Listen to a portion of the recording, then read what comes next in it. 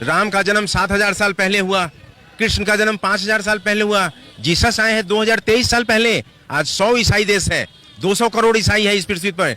पैगंबर साहब आए 632 में 1400 साल पहले। आज 56 इस्लामिक देश है। लेकिन 7000 साल पुराना राम का जो धर्म पृथ्वी है, ये जो देश है, आज अपने अस्तित्व की लड़ाई लड़ रहा है। इस विश्व में एक भी हिंदू राष्ट्र नहीं है, एक भी सनातन राष्ट्र नहीं है, और 1000 साल से लुटेरे लूट रहे हैं। 35 करोड़ हिंदुओं की निर्मम हत्या हुई है पिछले 1000 साल में। और ये कम्युनिस्ट लोग गरीबों और अमीरों को बीच में बांट के, हिंदुओं को बांट के लड़ाना चाहते हैं, ताकि हिंदू लड़ता रहे, कमजोर होता रहेगा, ताकि फिर से लूटते रहेंगे। और यही काम हुआ आजादी के बाद। एक गौर से सुनिए सभी लोग, आजादी के समय 47 में जिस दिन आजादी हुई, उस दिन 33% जमीन दे दिया गया पाकिस्तान को, और बोला गया सभी हिंदू इधर रहेंगे, मुसलमान उस देश में रहेंगे। आजादी का दूसरा दिन, जिस दिन पाकिस्तान बंटवारा हो गया 14 अगस्त को, 15 अगस्त को बोले जो जहां रहेगा वहीं रह जाएगा। मतलब जमीन भी ले लिया 41 करोड़ एकड़, कोई गया भी नहीं इधर से। और उसके बाद क्या हुआ, यहाँ इस्लामिक यूनिवर्सिटी। आपका मांग है कि स्टालिन के बेटे को फांसी होना चाहिए? फांसी होना चाहिए। आगे सुनिए क्या क्या हुआ है समस्या भारत देश में गरीबों वंचितों के साथ। इनको झूठी चीजें सुना कर भारत का शिक्षा मंत्री बनाया गया मौलाना अबुल कलाम आजाद को। उसने क्या बोला, इस्लामिक यूनिवर्सिटी बनाओ भारत में, और हिंदू यूनिवर्सिटी नहीं बना सकते। 50 इस्लामिक यूनिवर्सिटी है। गीता रामायण नहीं पढ़ा सकते भारत में, मालूम है नहीं है किसी को, इधर जेल हो जाएगा। गीता रामायण महाभारत पढ़ाओगे तो बाइबिल कुरान पढ़ा सकते। मुस्लिम पर्सनल लॉ लागू हुआ, 4 शादी कीजिए, 25 बच्चे पैदा कीजिए। हिंदू ये भाई साहब 2 शादी करेंगे तो इनको जेल हो जाएगा, समझ रहे हैं ना।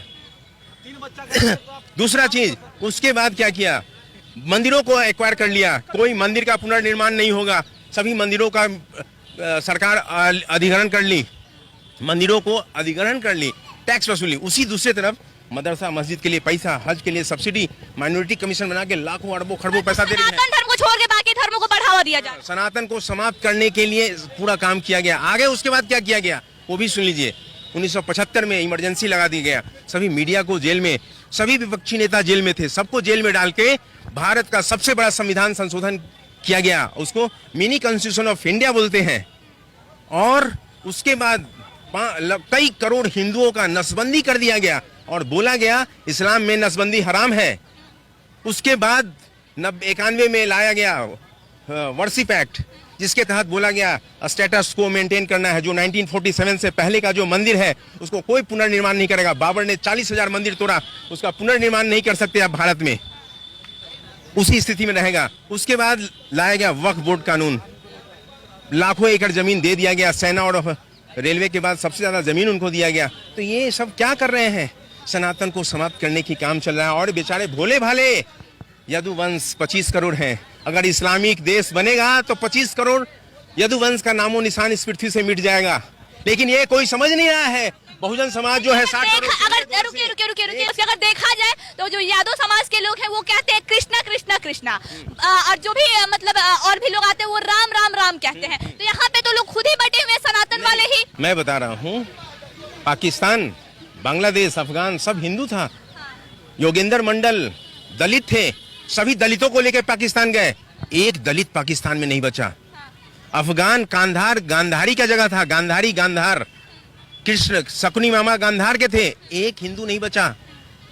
लौ से लाहौर था, कुश की पहाड़ियां जो कुशवाहा है, भगवान राम के वंशज हैं ये कुशवाहा जाति, तो कुश की पहाड़ियां, लाहौर, लौ से लाहौर सब पाकिस्तान में चले, एक हिंदू नहीं बचा।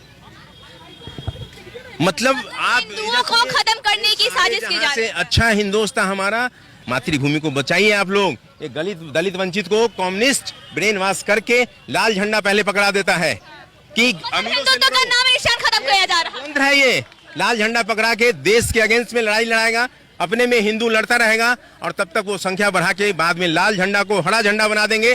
बंगाल में लाल झंडा 70 साल था, कहाँ चला गया कौन नक्सली, अब हरा झंडा हो गया। केरल में लाल झंडा था 70 साल, अब हरा झंडा हो गया, कोई बोलने वाला नहीं। धीरे धीरे कन्वर्ट किया जा रहा है क्या? आज हरा झंडा हो गया, धीरे धीरे कन्वर्ट किया जा रहा है। सब कन्वर्ट, पूरा नॉर्थ ईस्ट ईसाई हो गया, पूरा बहुत स्थिति खराब है। बिहार कश्मीर बन गया है, उत्तर बिहार का डेमोग्राफी चेंज हो गया है। किशनगंज, कटिहार, अररिया, पूर्णिया, दरभंगा, सीतामढ़ी, चंपारण, सिवान, गोपालगंज, जहानाबाद, बेगूसराय, ये बिहार शरीफ, गया, सब का डेमोग्राफी चेंज हो रहा है।